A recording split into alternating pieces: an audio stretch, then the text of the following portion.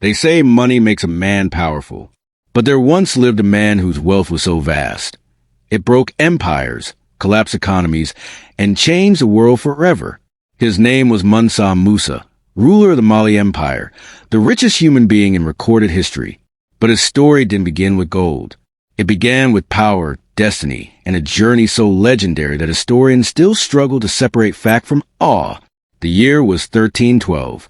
Africa's western plains shimmered under the blazing sun, and the Mali Empire stood as one of the most powerful kingdoms on earth. Spanning from Atlantic coast to the heart of the Sahara, Mali controlled the lifeblood of the medieval world, gold. Caravans of merchants crossed its borders daily, carrying salt, ivory, and shimmering gold dust that would end up in the palaces of Europe and the bazaars of Arabia. But when Musa ascended the throne, Mali was more than wealthy. It was unstoppable. He didn't seize the crown through conquest or rebellion. He was chosen. His predecessor, Abu Bakr II, had vanished while attempting to cross the Atlantic Ocean, obsessed with discovering what lay beyond the western horizon. And so Musa, then a young and intelligent deputy, was crowned Mansa, King of Kings. No one could have imagined that this new ruler would transform Mali from a regional empire into the beating heart of the world's economy. Under Mansa Musa, Mali became a global powerhouse. The empire's lands held more than half of the world's gold supply. Rivers glittered with it, markets overflowed with it, and the king himself was said to give it away as easily as one would hand out bread. But Musa's vision stretched beyond wealth. He wanted Mali to be a center of knowledge, culture, and faith. So he built schools, libraries, and mosques across his empire, transforming cities like Timbuktu and Gao into glowing centers of civilization. And then, in the year 1324, Musa decided to make a journey that would change everything. Every Muslim was required to make the sacred pilgrimage to Mecca at least once. For Mansa Musa, this was not just an act of faith. It was a statement. When he set out across the desert, he didn't travel alone. He brought tens of thousands of soldiers, attendants, and slaves. Each man carried gold. Hundreds of camels were loaded with solid bars of it. Eyewitnesses later claimed that his caravan stretched as far as the eye could see, an endless line of men and beasts shimmering beneath the desert sun.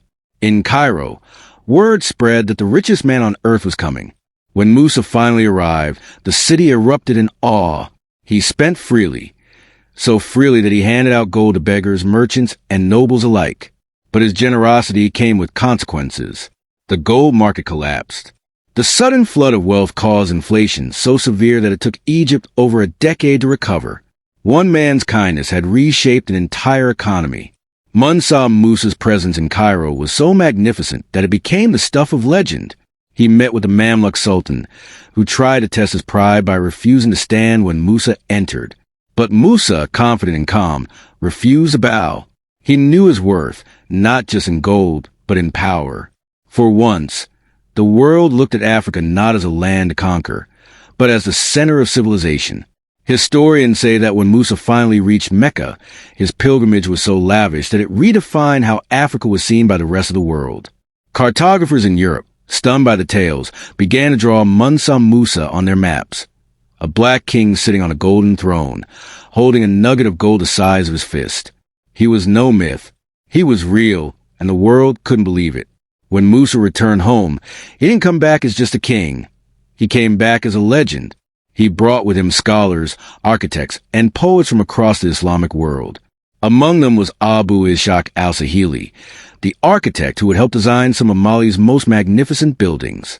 Together, they built the Jingareba Mosque in Timbuktu, a structure that still stands today, almost 700 years later.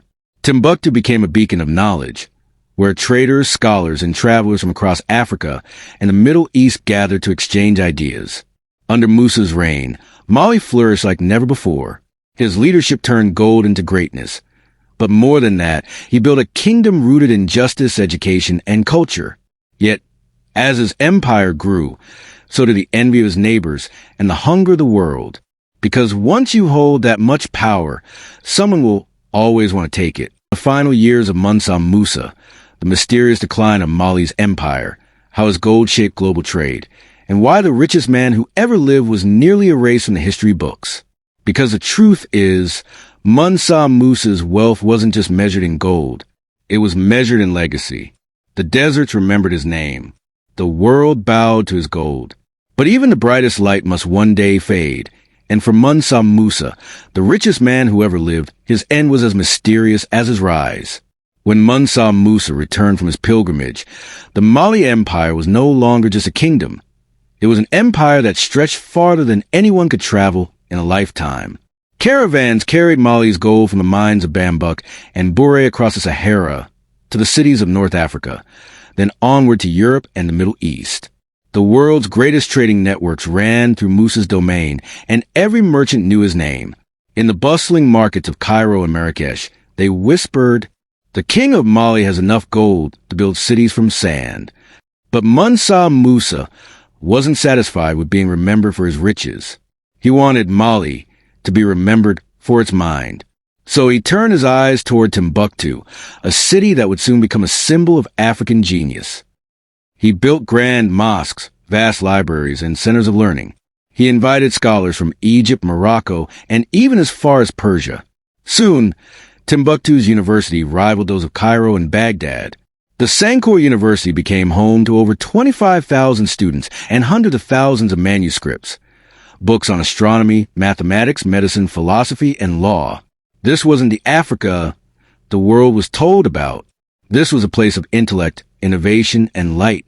Under Musa's rule, knowledge flowed as freely as gold. He made education accessible to all, not just nobles, but commoners too.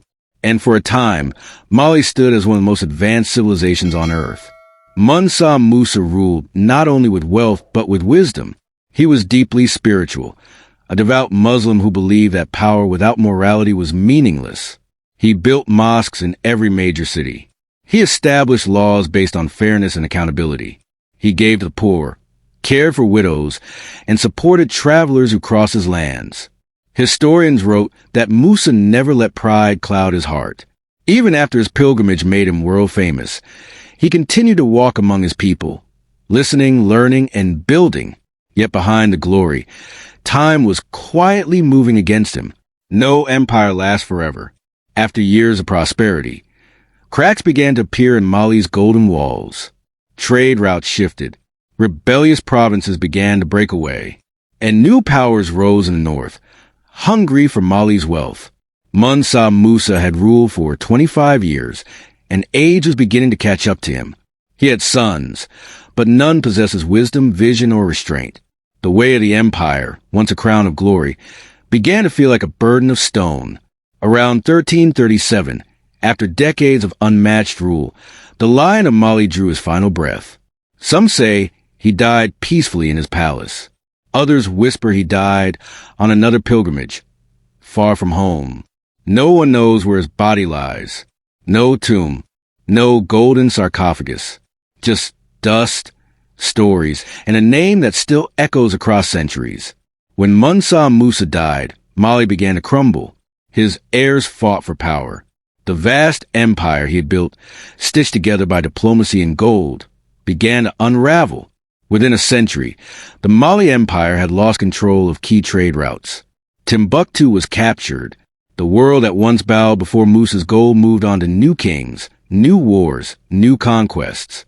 But while his empire faded, his legend only grew. European mapmakers continued to draw him. A dark-skinned king holding a golden orb, symbolizing both wealth and wisdom. Arab historians preserve his name in chronicles, calling him the sultan who humbled the world with generosity. Yet somehow, by the time modern history books were written, his story was gone. How does the richest man in history vanish from history itself? For centuries, Africa's empires were rewritten or ignored by colonial historians. They celebrated Europe's kings and explorers, but erased Africa's scholars, engineers, and emperors. They told the world that Africa had no history before colonization. They never mentioned the libraries of Timbuktu. They never spoke of a man whose wealth dwarfed every king in Europe combined. And so, Mansa Musa became a myth, a whisper on the wind, a name in the margins of old Arabic scrolls. It would take modern historians, economists, and archaeologists to resurrect his story and remind the world. The richest man to ever walk the earth was not European, not Arab, not Asian. He was African. Today, Mansa Musa's legacy lives on in more than gold or ruins. It lives in the idea that true wealth isn't measured by what you keep, but by what you give. He built cities of learning instead of castles of greed. He lifted his people through education and faith. He gave away so much gold that the world still talks about it 700 years later.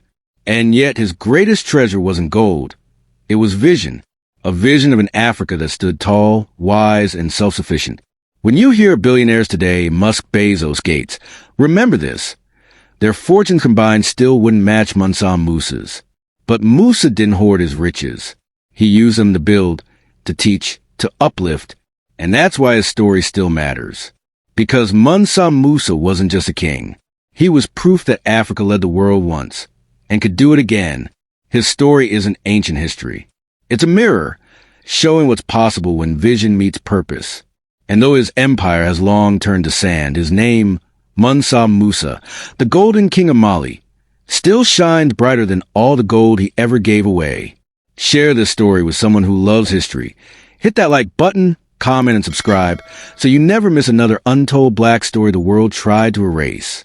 Because these aren't forgotten tales. They're stolen ones. And we're here to reclaim them one story at a time.